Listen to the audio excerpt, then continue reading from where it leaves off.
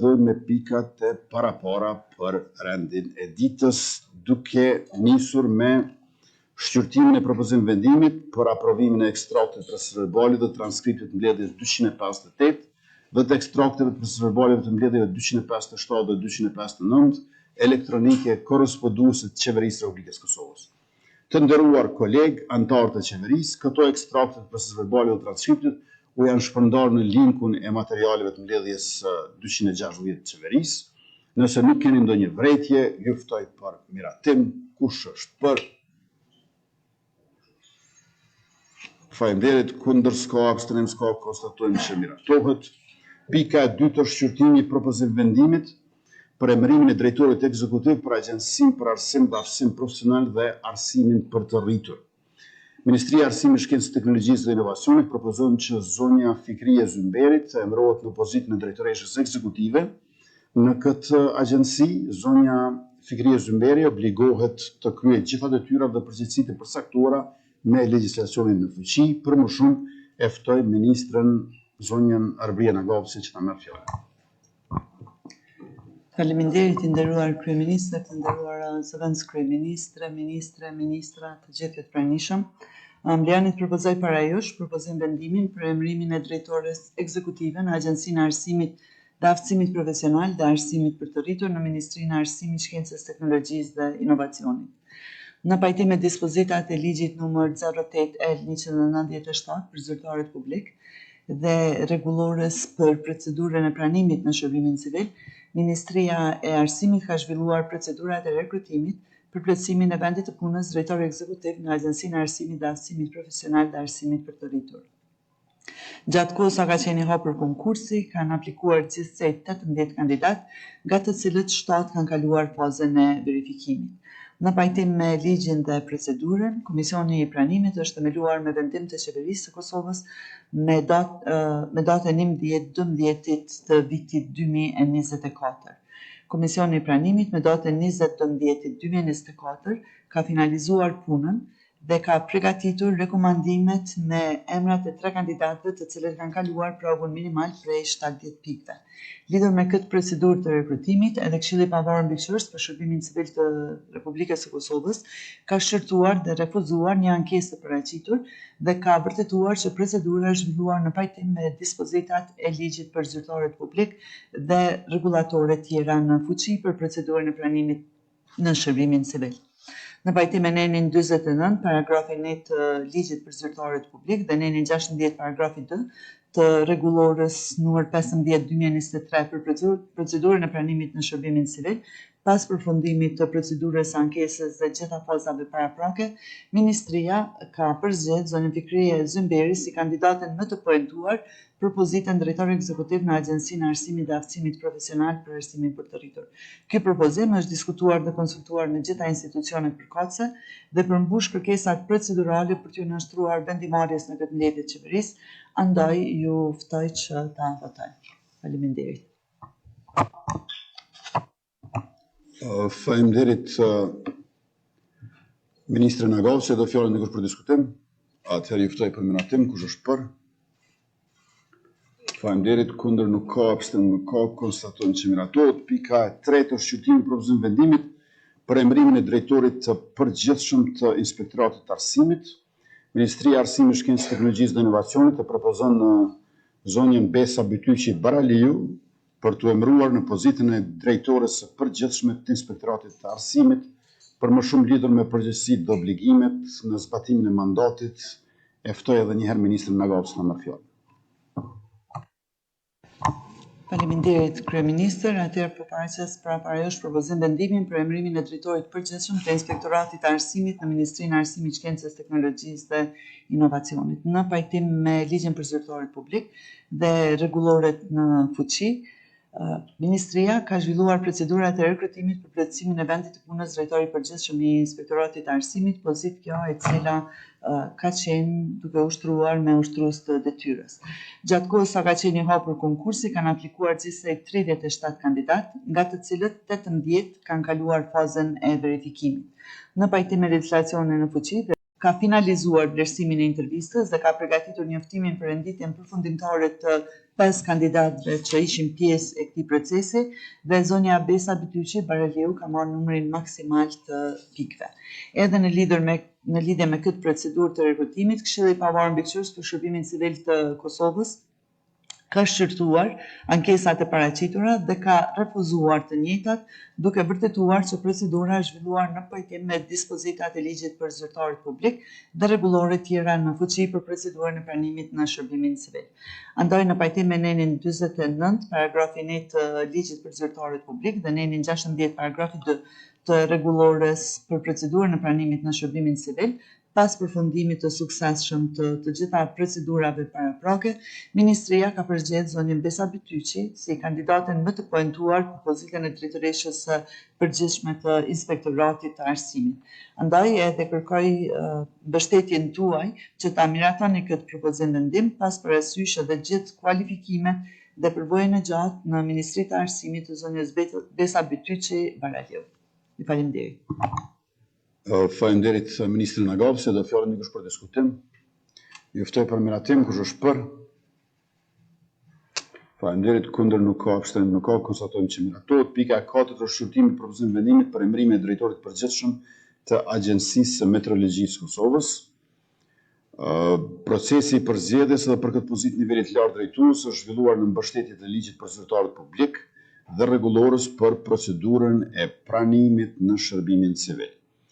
Ministria e Industrisë, Ndërmarrësisë dhe Teknikës ka përzgjedhur zonjën Sebahate Bushrani Ibrahimi që të emërohet në pozitën e drejtores ekzekutive në Agjencinë e Meteorologjisë së Kosovës.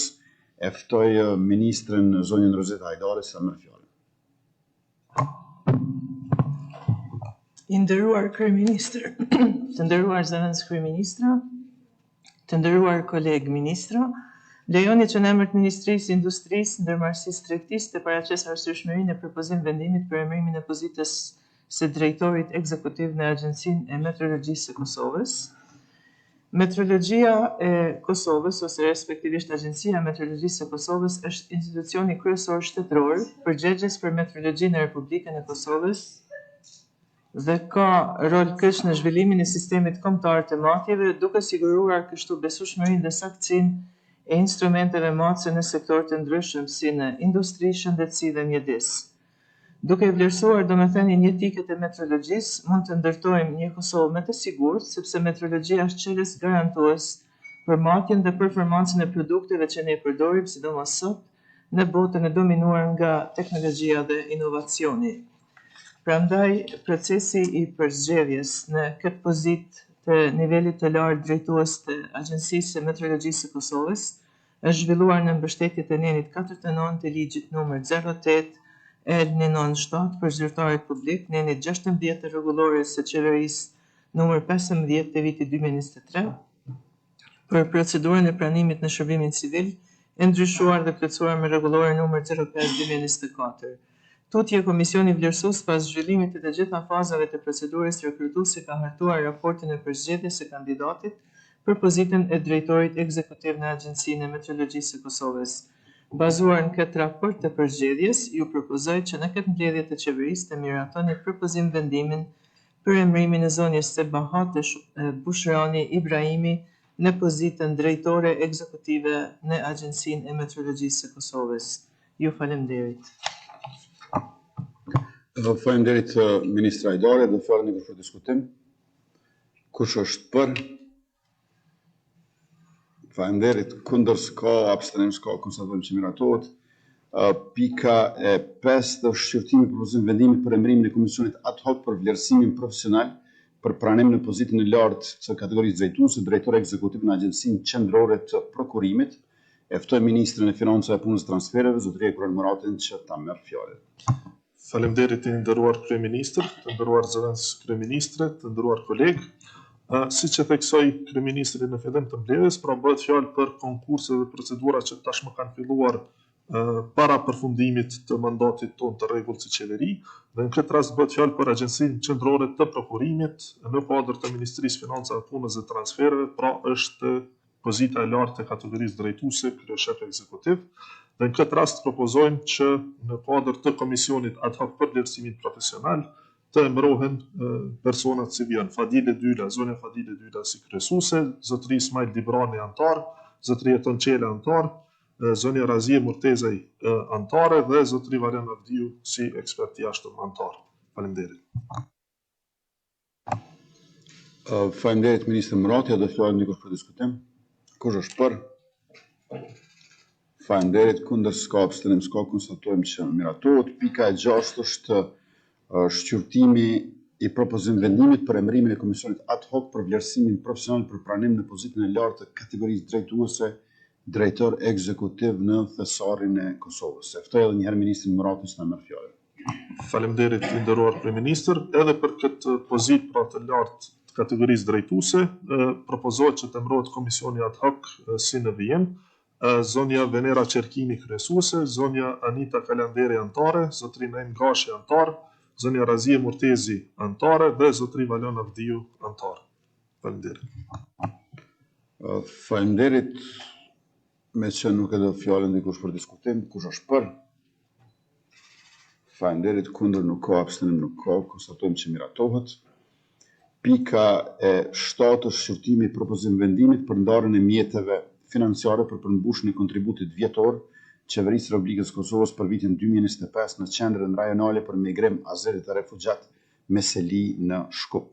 Republika e Kosovës përmbush detyrimet në pajtim me obligimet e marra nga antarësimi në qendrën rajonale të nismës rajonale për migrim, azilit dhe refugjat me shkurtesën Marri në shumë prej 20.721 euro. E ftoj Ministrin e Punëve të Brendshme, zotëri Xhelal Sveqen, që ta merr fjalën. Faleminderit shumë, nderuar Kryeministër, të nderuara zëvendës kryeministre,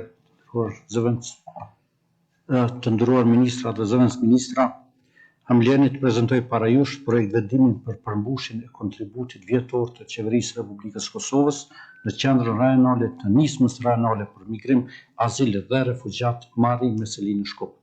Republika e Kosovës është antarësuar në Marri më 10 qershor 2015, duke u bazuar në deklaratën e Shkupit të forumit të Marri dhe i gëzon të gjitha të drejtat e barabarta, si shtetet tjera anëtare të cilat janë Shqipëria, Maqedonia, Bosnia dhe Hercegovina, Serbia, Malizi dhe Kosova.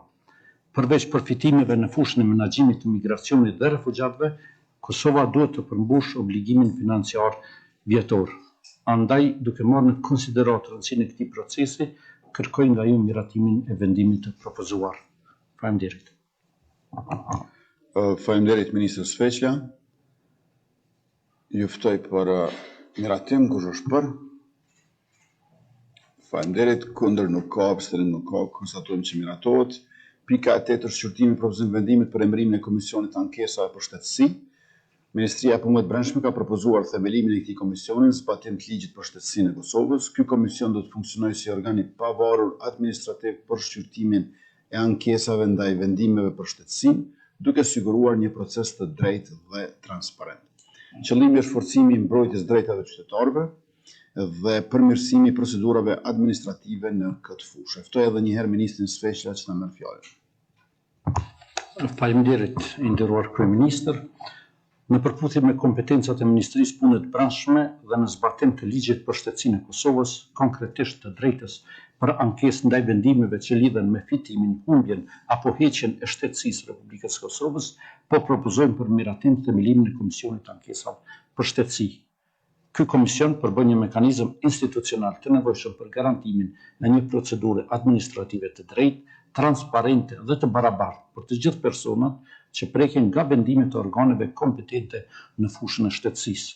Qëllimi kryesor i themelimit të komisionit është krijimi i një organi pavarur administrativ, i cili do të shqyrtojë ankesat në mënyrë profesionale dhe të paanshme, duke siguruar një rishqyrtim efektiv të vendimeve të ankesave, si dhe duke mundësuar zbatimin e së drejtës përmjet juridik në kuadër të administratës shtetërore, përpara se palët të drejtohen në instanca gjyqësore.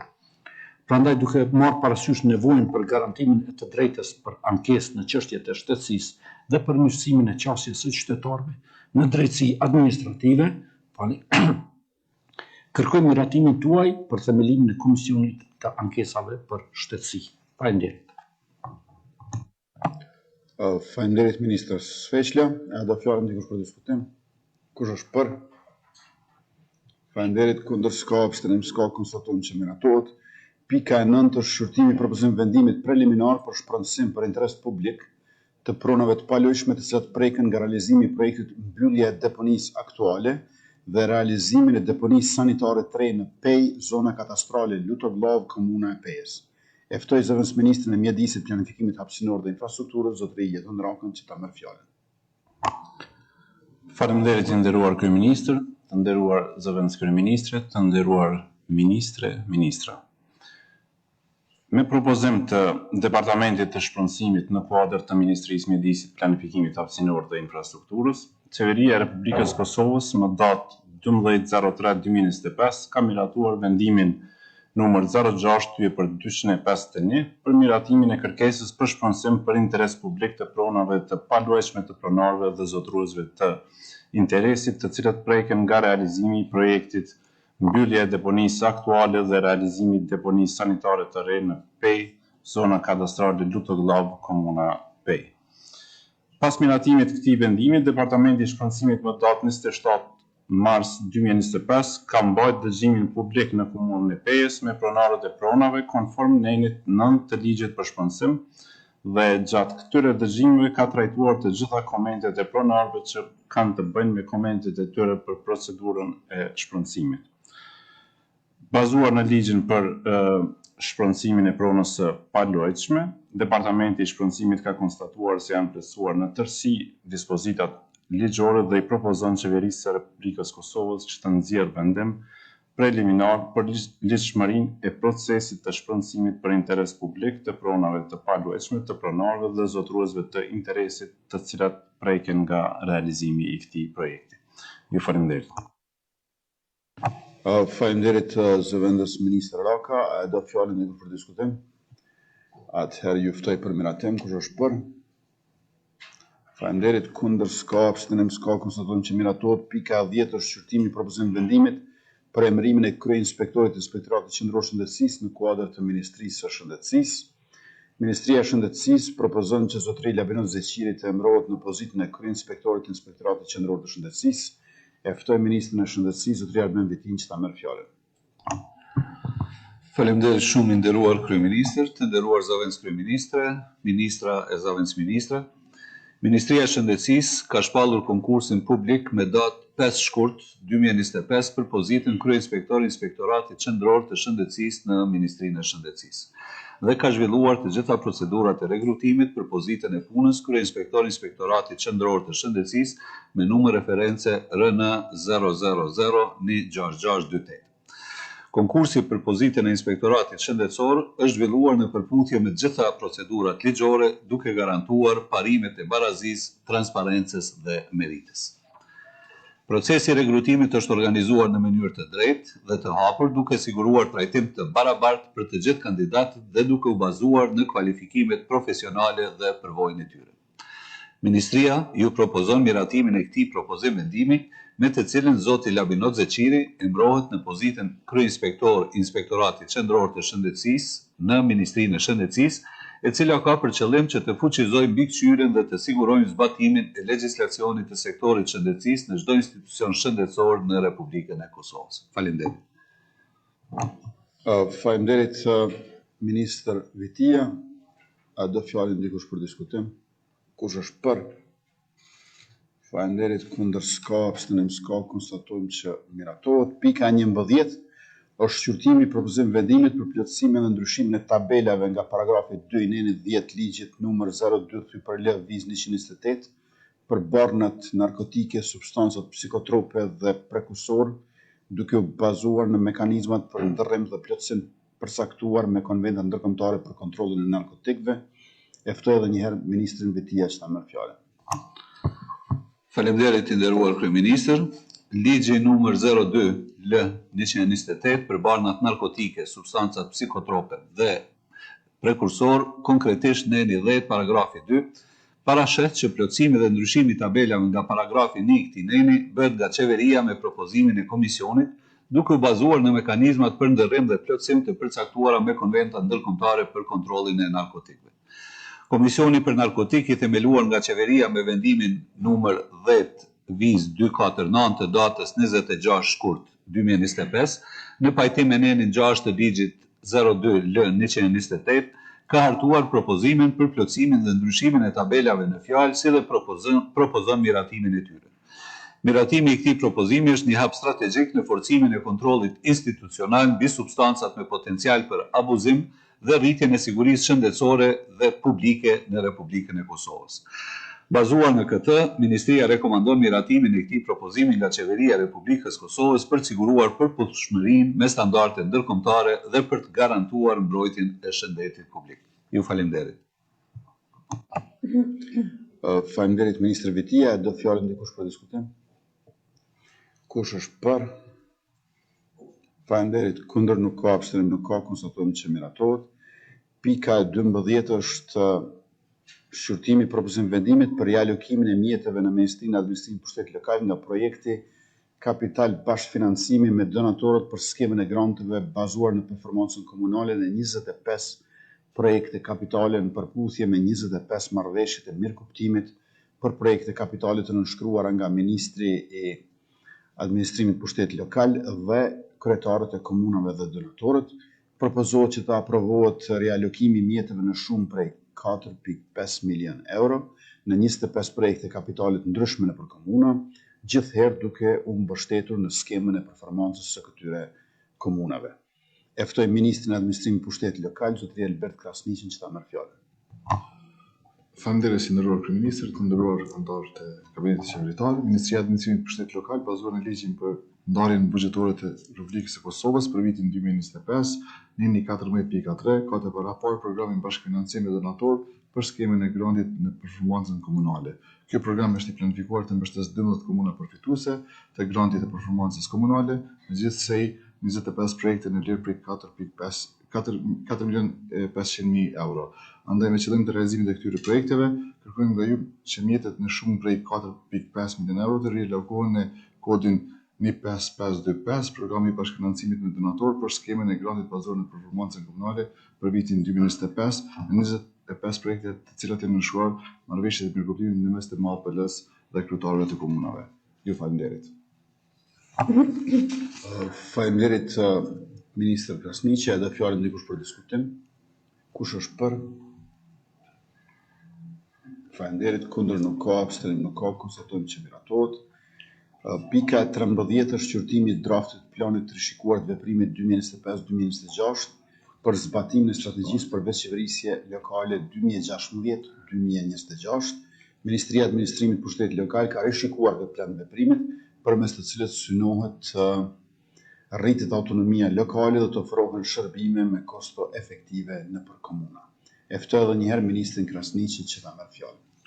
I nderuar kryeministër, MAPL konform mandatit të saj ligjor dhe me qëllim që të sigurojë funksionimin sa më efikas të veçqeverisjes lokale në Kosovë, në këtë ndjedhje të qeverisë ka propozuar miratimin e rishikimit të planit të veprimit të strategjisë për veçqeverisje lokale. Ky plan ka për qëllim rishikimin e aktiviteteve të përcaktuara në strategjinë për veçqeverisje lokale 2016-2026, i cili synon rritjen e autonomisë lokale dhe forcimin e aftësisë së komunave që nëpërmjet pjesëmarrjes aktive të qytetarëve dhe përfaqësimit demokratik të ofroj shërbime me kosto efektive dhe të përgjithshme për të rritur cilësinë e jetës, sigurinë dhe zhvillimin ekonomik lokal.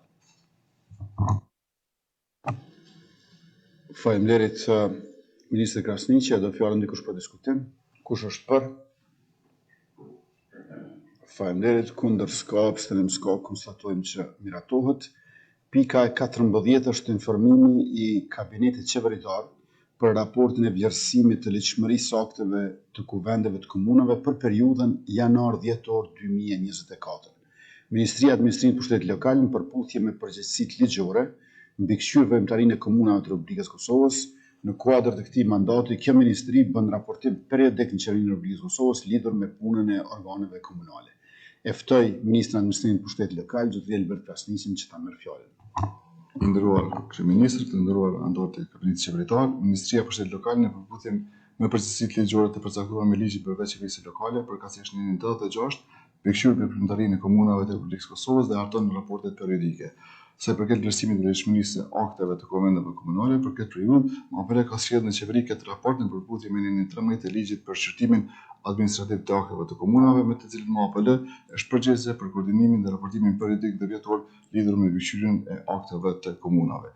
Përmes këtij raporti mundohemi të krijojmë një pasqyrë të qartë lidhur me aktivitetet që kanë ndërmarrë komunat si dhe obligimet e MAPL-s, Ministrive të Linjës dhe institucioneve të tjera përgjegjëse për këtë proces. Gjithashtu, raporti shërben si një mjet adekuat për të rritur transparencën në organeve të pushtetit lokal si dhe atij qendror. Në këtë raportim janë përfshirë aktet e miratuara nga 38 komunat e Republikës Kosovës, si dhe vlerësimi i këtyre akteve nga MAPL, Ministritë të Linjës dhe institucionet përgjegjëse për këtë proces. Ju falenderoj.